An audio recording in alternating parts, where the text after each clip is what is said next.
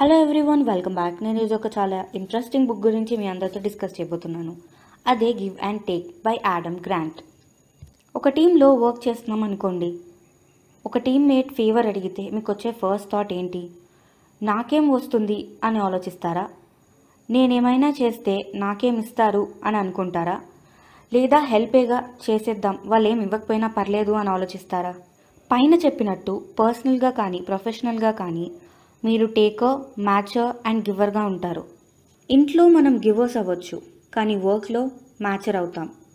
వాళ్ళ own passion కోసం advantage తీసుకునేవారు టేకర్స్ అవుతారు.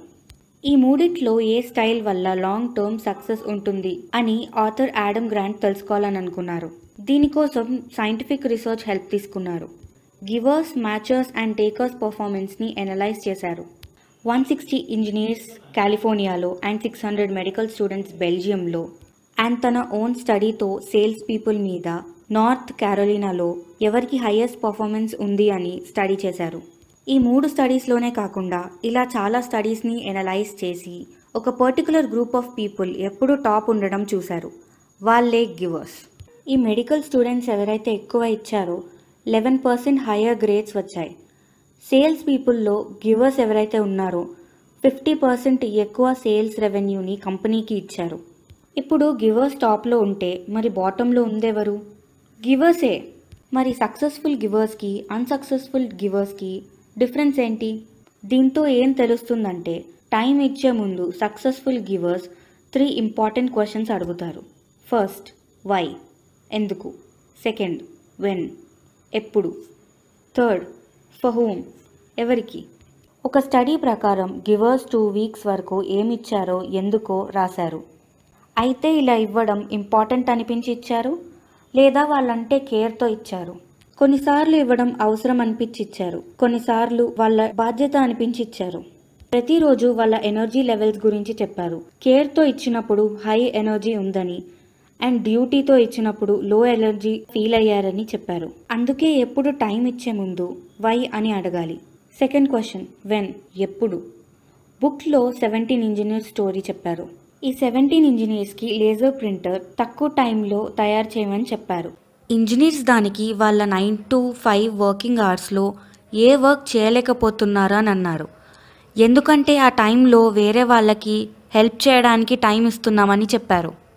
దానికి మీరు వారంలో 3 రోజులు మాత్రమే, అది కూడా మధ్యాహ్నం వరకే పని చేయండి, కానీ పని టైంలో పని మాత్రమే చేయండి అని చెప్పారు. దీనివల్ల 2/3 వరకు ప్రొడక్టివిటీ పెరిగింది.